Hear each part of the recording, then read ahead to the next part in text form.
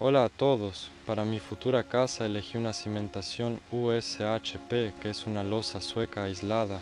En otro video explicaré por qué elegí este tipo de cimentación, qué opciones consideré y por qué decidí hacer una USHP.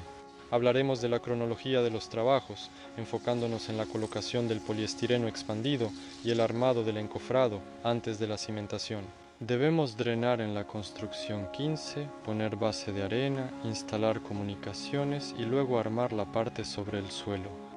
Tengo videos de esto en mi canal, pueden verlos. El video anterior terminó cuando instalé el sistema de alcantarillado.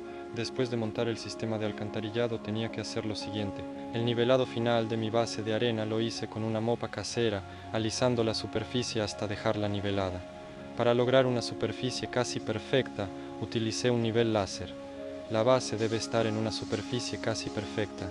Para facilitar los trabajos sobre la base de arena, es mejor no caminar sobre ella para evitar huellas de zapatos. Pero no me imagino cómo es posible, porque la primera tarea que hay que hacer después de nivelar la base de arena es colocar la película plástica. La película se necesita como impermeabilizante, dicho en palabras técnicas, esto significa para prevenir la capilaridad. ¿Cómo se puede poner la película en toda la base de construcción sin pisar la arena? No entiendo, creo que no es posible. Al principio intenté no pisar usando poliestireno expandido en algunos lugares, pero al final terminé pisando igual. Perdí mucho tiempo y al final me rendí y empecé a caminar porque creo que no tiene sentido intentar evitar pisar. Uní toda la película con cinta adhesiva para mantener el contorno hermético y también pegué con cinta las uniones de las tuberías. Después de colocar la película, puse poliestireno extruido bajo las costillas de la cimentación. Usé Penoplex Fundamento, que es más resistente. Bajo el piso principal y la solera utilicé Penoplex Comfort normal.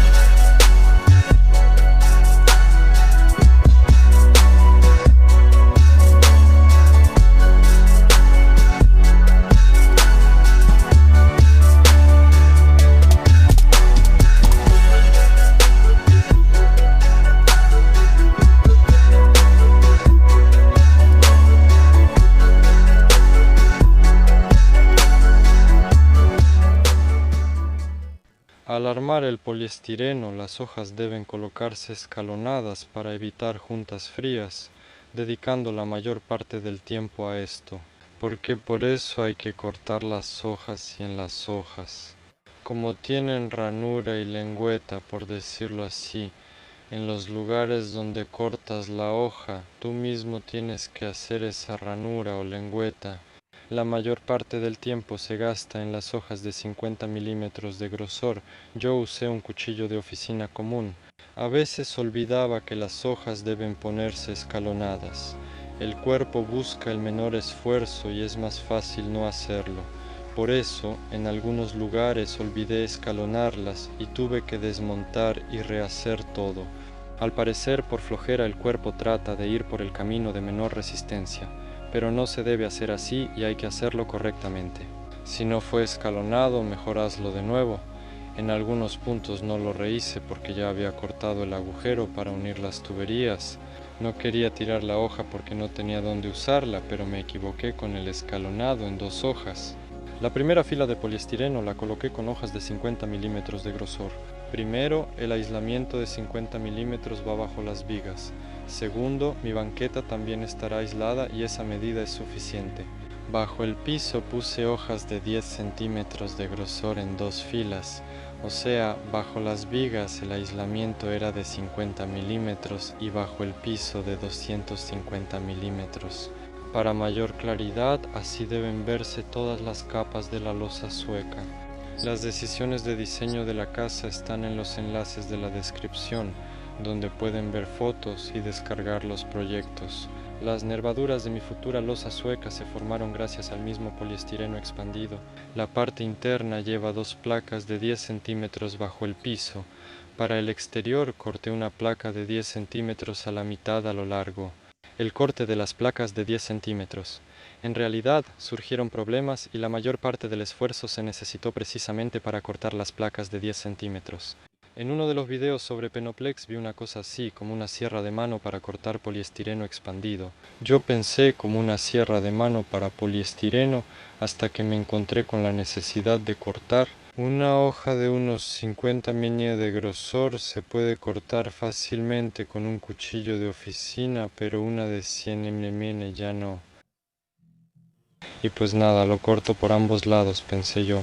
Solo que el cuchillo se dobla así, por lo que no logro entrar en la ranura, y al final con el cuchillo de oficina sale una cosa así.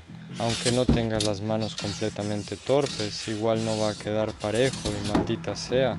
Necesito una sierra para poliestireno, lo que compré ni siquiera es un cuchillo. Pensé que con un cuchillo sería más fácil cortar las láminas de poliestireno. Si su cimentación es mayor a 100 metros cuadrados, sí conviene complicarse. Si es como la mía, de 50, no. Hacer un aparato con un hilo calentado para cortar las láminas, porque así se obtiene una superficie de corte muy pareja y todo va mucho más rápido y mejor. Al final, se obtienen buenos aparatos. Hacer estos no es difícil, siempre y cuando tengas, por ejemplo, un inversor de soldadura. La mayor parte del trabajo es recortar las láminas, sobre todo las de 10 centímetros, por eso antes de empezar distribuí todas en AutoCAD, primera, segunda y tercera fila por separado. En la práctica, incluso las láminas de Penoplex de fábrica están torcidas y presentan una considerable desviación en sus dimensiones, por lo que en un área de 50 metros cuadrados queda algo torcido. En algunos lugares hay grandes huecos y las láminas se abollan durante el transporte. Algunas tienen bordes doblados, lo que genera pequeños huecos al unirlas, así como huecos en cada fila. Apliqué y pegué con espuma de montaje las láminas de Penoplex en las costillas exteriores de mi cimentación. Me sorprendió lo bien que las pega la espuma. Si aplicas la espuma, la presionas y la sostienes literalmente unos minutos mientras se seca, después la espuma de montaje las sostiene tan fuerte que quedan fijas en las costillas. Incluso puedes caminar sobre estas de Penoplex. Corté los orificios para las tuberías con un cuchillo.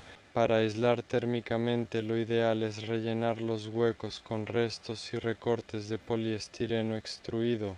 Intenté rellenar los 250 milímetros solo con espuma y se gasta mucha, es muy caro. Por eso conviene poner recortes de poliestireno extruido y luego aplicar la espuma. Por cierto, normalmente uso esta, también he probado la espuma adhesiva.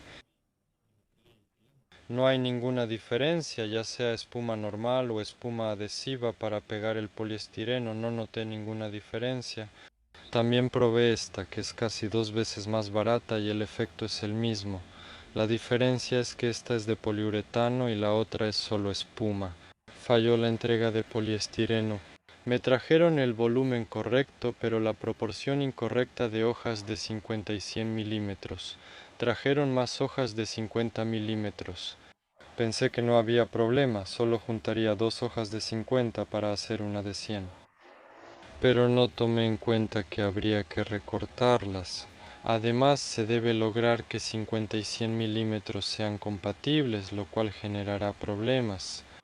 En la cimentación se decidió usar 2 filas de 50 milímetros en vez de una de 100, lo que duplica el trabajo. Básicamente todas las hojas del borde hay que recortarlas. No solo hay que colocarlas de manera escalonada, sino que además todas las hojas del borde que llegan hay que recortarlas. Si reciben un pedido con el volumen correcto pero la proporción de hojas incorrecta, devuélvanlo.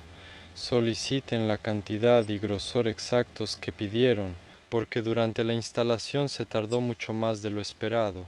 No es un gran problema, pero sí se gastó más tiempo del deseado. Así que uní los de 50 milímetros y los de 100 milímetros usando un cuchillo y espuma para montaje. Como al verter el concreto se crea una presión fuerte para que nuestro encofrado aguante, necesitamos un encofrado externo, de tablas. Usé 2 tablas de 25 milímetros de grosor y 150 milímetros de ancho como paneles externos. Los paneles pueden parecer endebles, se doblan bastante, pero como tenemos este refuerzo adicional de espuma de poliestireno de 10 centímetros, no deberían doblarse. También hay soportes con refuerzos, fui muy precavido, tengo soportes cada 60 centímetros. En principio sería suficiente ponerlos cada 1,20 m y usar la mitad de soportes, pero vi como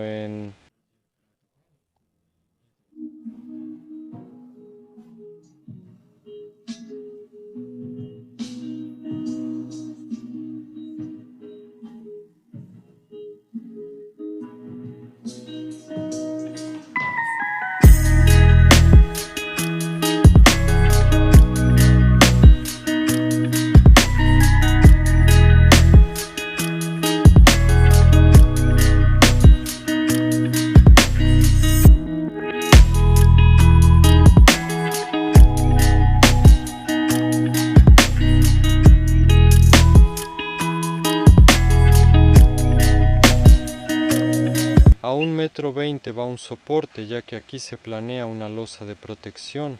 Según el plan aquí iba otra hoja, pero no me alcanzó, y precisamente por eso se colocan y se clavan estacas de no menos de 1,20 m, porque la hoja debía terminar ahí. Las estacas eran delgadas, de unos 20 por 30 y entre 40 y 50 centímetros de largo.